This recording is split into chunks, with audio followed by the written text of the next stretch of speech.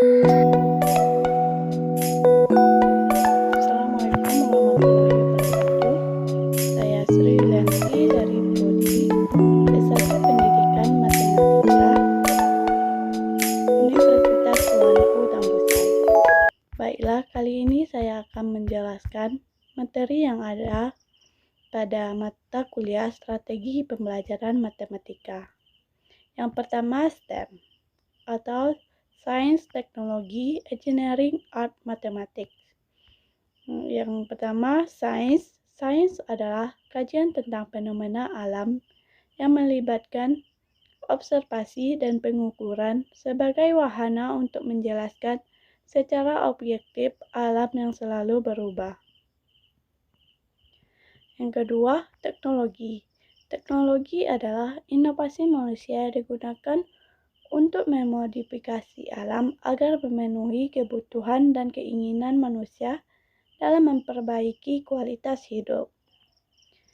Kemudian engineering. Engineering adalah penggunaan prinsip-prinsip ilmiah dan penalaran matematis dalam mengoptimalkan teknologi untuk memenuhi kebutuhan berdasarkan kriteria dan batasan yang sudah ditentukan.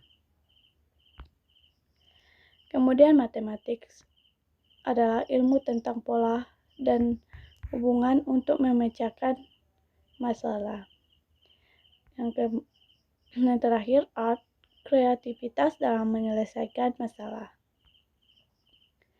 Pembelajaran STEM adalah pendekatan pembelajaran yang menekankan pada hubungan pengetahuan dan keterampilan sains, teknologi, engineering, dan matematik untuk mengatasi masalah. Tujuan dari STEM ini adalah yang pertama, pengetahuan dan pemahaman akan sains, teknologi, engineering, art, dan matematik. Yang kedua, dapat menggunakan pengetahuan sains, teknologi, engineering, art, dan matematik untuk menyelesaikan masalah dan membuat suatu keputusan. Yang ketiga, menghargai peran pengetahuan STEM untuk kemajuan kemanusiaan. Engineering pada STEM, yang pertama, sebuah cara sistematis dan untuk berulang untuk merancang objek, proses, dan sistem untuk memenuhi kebutuhan dan keinginan manusia. Yang kedua, sebuah proses yang dimulai dengan masalah, kebutuhan, atau keinginan.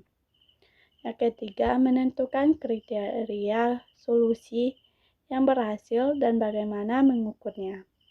Yang keempat, mengidentifikasi kendala atau batasan yang perlu dipertimbangkan. Kemudian, teknologi pada STEM. Yang pertama, sistem modifikasi pada alam untuk memenuhi kebutuhan atau keinginan manusia. Yang kedua, biasanya berkaitan dengan alat, perlengkapan, atau mesin. Yang ketiga, penyebabnya, masalah, kebutuhan, atau keinginan manusia. Yang keempat, diskonstruksi melalui tahap engineering. Kemudian teknologi tersebut digunakan untuk menginginkan teknologi yang lebih maju. Kemudian tidak harus berkaitan dengan listrik, internet, ataupun komputer.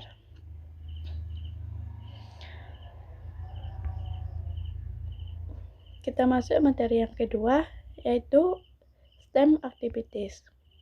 Salah satu contoh dari aktivitas STEM yaitu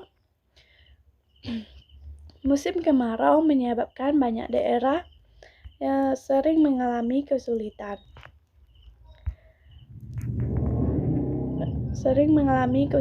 air. Salah satu upaya untuk mengatasi hal ini adalah dengan membangun menara air. Menara air adalah sebuah menara yang dapat menampung wadah berisi air dengan debit tertentu. Menara air dapat dibangun dalam skala kecil yaitu rumah tangga ataupun skala besar misalnya pada wilayah. Menara air harus cukup tinggi agar aliran air lebih kuat sehingga cukup untuk digunakan untuk menghidupkan pemanas air atau mesin cuci otomatis yang membutuhkan tekanan air besar.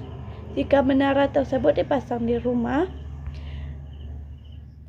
menara air dipasang pada suatu wilayah juga membutuhkan aliran atau debit air yang cukup kuat agar dapat menjangkau lokasi yang terjangkau dari wilayah tersebut. Dapatkah kita menggunakan sains, maths, teknologi, dan engineering untuk membuat sesuatu dengan bahan yang mudah dijangkau yang dapat membantu mengatasi masalah tersebut? Mari mengingat kembali tentang EDP. EDP terdiri dari Ask, Imagine, Plan, Create, and Improve. Yang pertama, Ask. Didefinisikan masalah atau identifikasi kebutuhan. Pastikan ada kebutuhan akan solusi. Identifikasi kriteria dan constraints. Yang kedua, Imagine. Apa solusinya? Buatlah dugaan bagaimana solusi dari masalah tersebut.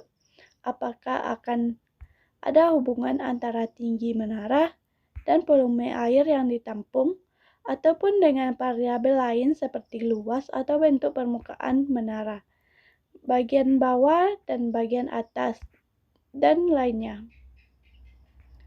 Saling bercurah ide dan gagasan. Yang ketiga, Plan. Buatlah sketsa desain menara air yang nantinya akan dibuat. Yang keempat, Create.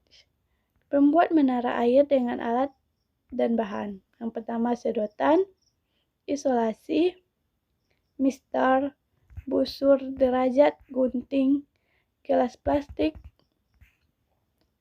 Yang kelima, Improve. Ujilah menara air tersebut dengan meletakkan penampung air yang diisi air hingga dapat menampung secara maksimal. Kemudian isilah tabel tersebut. Apakah menara yang dibuat berhasil? Mengapa bisa berhasil atau mengapa tidak berhasil? Hal apa yang dapat dilakukan untuk memperbaiki menara tersebut? Baiklah, kita akan masuk ke materi ketiga yaitu Joyful Learning. Apa penyebab pembelajaran tidak menyenangkan? Penyebab pembelajaran tidak menyenangkan biasanya terjadi karena adanya kecemasan matematik seperti pengalaman buruk, menghindari matematika, dan kinerja matematika yang tidak bagus. Apa itu joyful learning? Joyful learning adalah pembelajaran yang menyenangkan. Kemudian order-made learning. Keunggulan dari order-made learning adalah lebih mudah menghubungkan matematik dengan dunia nyata. Yang kedua, meningkatkan kreativitas siswa ketika menyelesaikan permasalahan yang tidak biasa. Yang ketiga, lebih mudah menggabungkan matematik dengan mata pembelajaran lainnya. Yang keempat, siswa dapat berkolaborasi, berkomunikasi, dan berpikir kritis. Yang kelima, atau yang terakhir, pembelajaran lebih menyenangkan.